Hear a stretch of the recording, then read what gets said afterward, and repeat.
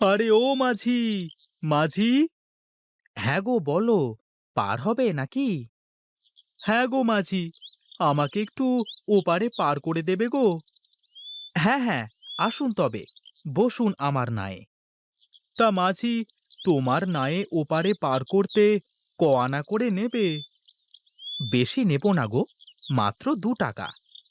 তা বেশ বেশ, চলো তাহলে, আমাকে একটু ওপারে পার করে দাও দেখি। আসুন আসুন, বসে পড়ুন চুপটি করে।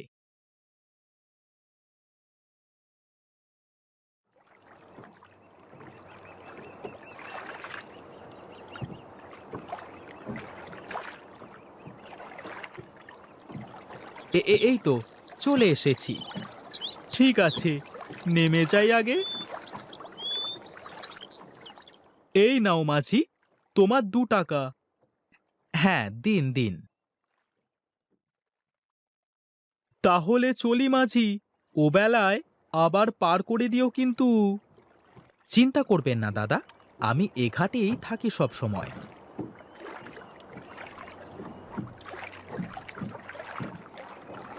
না, অনেক বেলা হয়ে গেল। যাই, বাড়িতে গিয়ে খাবারটা খেয়ে একটু গিন্নির মুখটা দেখে আসি।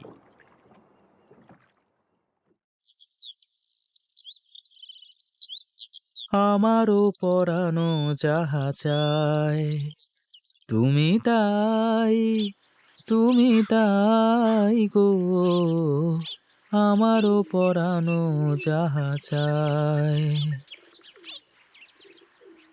কি হারান মাঝি, মনে যে খুব সুখ ধরেছে।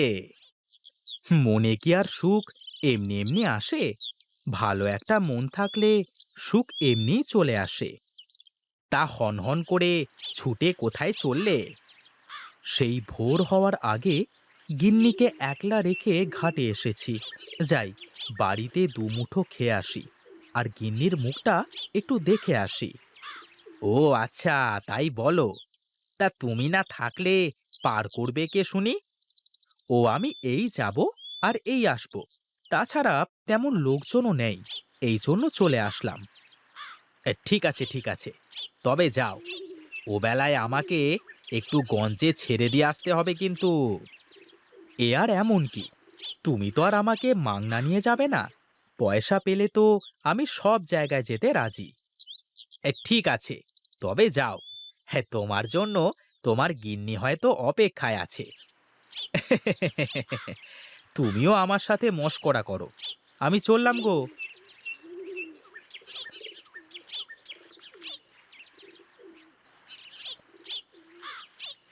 গিন্নি, তাড়াতাড়ি এক মুঠো খাবার দাও তো দেখি। হ্যাঁ হ্যাঁ, তুমি চোখে মুখে একটু পানি দিয়ে বসো, আমি তোমার খাবার দিচ্ছি।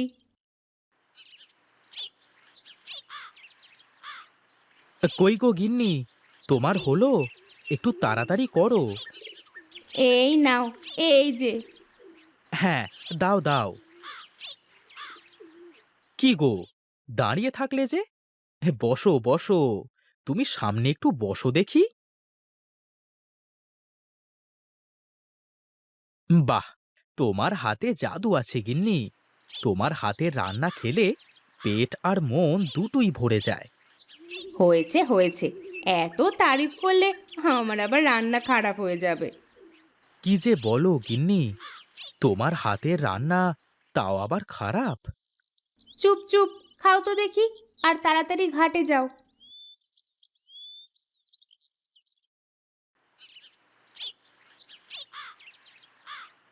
আমি চললাম গিন্নি।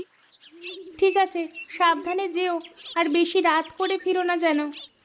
ঠিক আছে গিন্নি, তোমার কথাই শিরোধার্য।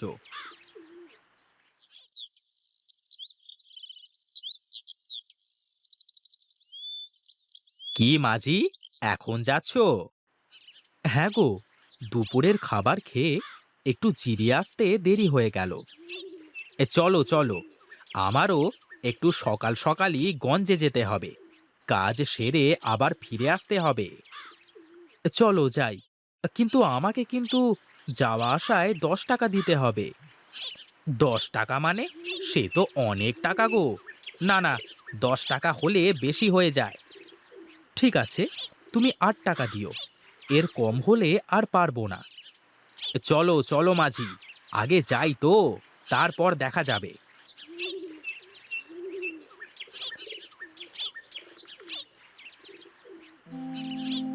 হে কি, আমার নৌকাটা কোথায় গেল? তোমার নৌকা আবার কে নিয়ে যাবে? আর তাছাড়া তুমি তো বেঁধেই রেখে গেছো, তাই না? হায় হায় রে, এ আমার কি সর্বনাশ হলো! কে আমার নৌকাটা চুরি করলো? তাহলে আর কি হলো, আমার তো গঞ্জে যাওয়া লাগবে। তাহলে আমি অন্য নৌকা করে চলে যাই। আমার একমাত্র সম্বল, এই নৌকা বেয়েই আমি আমার সংসার চালাই। এখন আমি কি করব?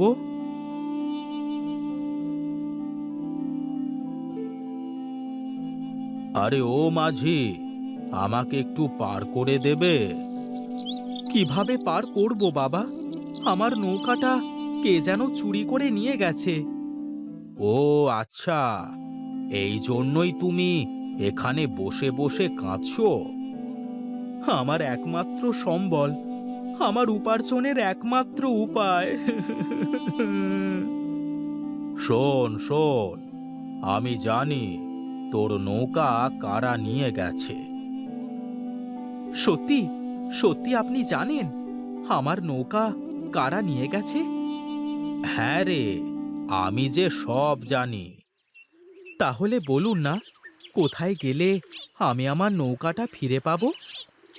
শোন, তোর ওই নৌকা একদল দস্যু নিয়ে গেছে। ঠিক 10 দিন বাদে ওরা আবার ফিরে এসে নৌকাটা দিয়ে যাবে। তাহলে তাহলে এখন আমার কি হবে বাবা? আমি যে আমার একমাত্র সম্বলও হারিয়ে ফেললাম। কি দিয়ে আমি আমার সংসার চালাবো? চিন্তা করিস নে, আমি তোকে একটা উপকার করতে পারি। কি উপকার সাধু বাবা, বলুন। আমি তোকে একটা উপায় বলে দেব। তবে হ্যাঁ, যদি এটা কেউ জানতে পারে বা তোকে এটা করতে কেউ দেখে ফেলে, তাহলে কিন্তু হবে না। ঠিক আছে সাধু বাবা, আপনি যেভাবে বলবেন সেভাবেই হবে।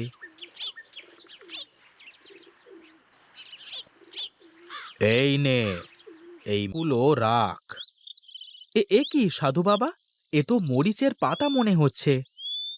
হ্যাঁ রে, এই মরিচের পাতা একটা একটা করে পানিতে ফেলবি, আর প্রতিদিন একটা একটা করে নতুন নতুন নৌকা হয়ে যাবে। সত্যি বলছেন? আপনি সত্যি বলছেন সাধু বাবা? তোর বিশ্বাস না হলে পরীক্ষা করে দেখ।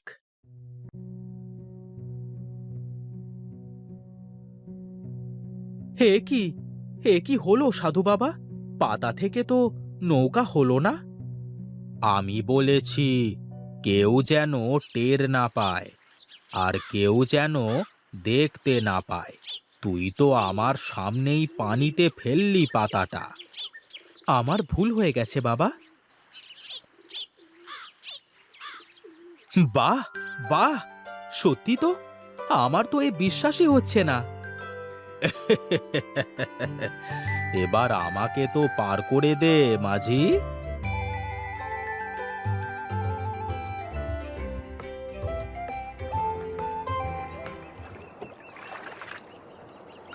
শোন বাছা, এই নৌকা শুধু দিনের আলোতেই থাকবে। সন্ধ্যা নামবার সাথে সাথে এই নৌকা শেষ হয়ে যাবে। তার মানে আমাকে প্রতিদিন একটা করে পাতা ব্যবহার করতে হবে? হ্যাঁ রে, আর শোন, ঠিক 10 দিন পর ওই দস্যু দল তোর নৌকা তোকে ফিরিয়ে দিয়ে যাবে। ঠিক আছে বাবা, আপনি যেহেতু বলেছেন, তাহলে নিশ্চয়ই আমি আমার নৌকা ফিরে পাবো। ঠিক আছে, আমি এখন চললাম তাহলে।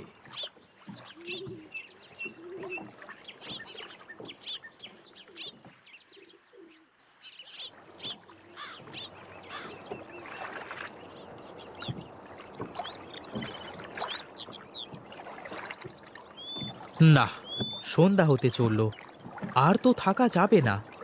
আমাকে এখন বাড়িতে ফিরতে হবে। কাল সকাল সকাল এসে আবার শুরু করব।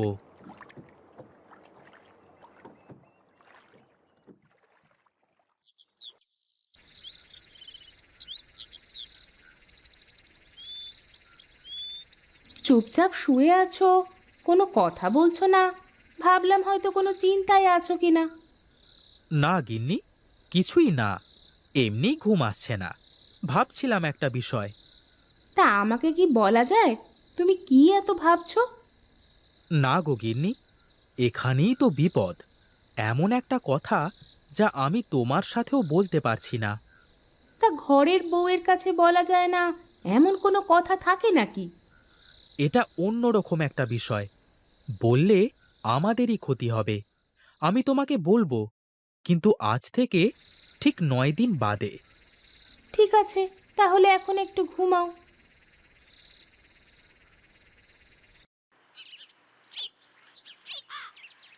আজ তো শেষ দিন। যদি দস্যু দল সত্যি আমার নৌকা নিয়ে না আসে, তাহলে তো আমার মরা ছাড়া আর কোনো উপায় থাকবে না। না না, তা হতে পারে না। সাধু বাবা আমার তো উপকার করেছে। সে যেহেতু বলেছে, দস্যু দল অবশ্যই আসবে। ও মাঝি, যাবে নাকি? হ্যাঁ গো দাদা, যাব বই কি। আসেন আসেন।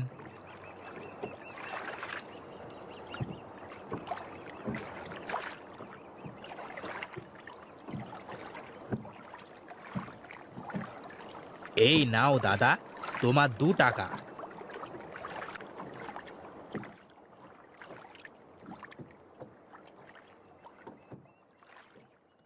আজকের দিনও তো শেষ হয়ে গেল।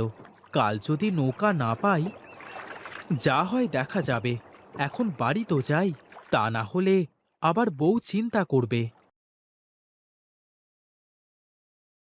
গিন্নি, আমি একটু ঘাটে গেলাম। এই সকাল সকালই চললে যে, তা কিছু মুখে দিয়ে যাবে না? আমি এই যাব আর এই আসব। তুমি রান্না করো।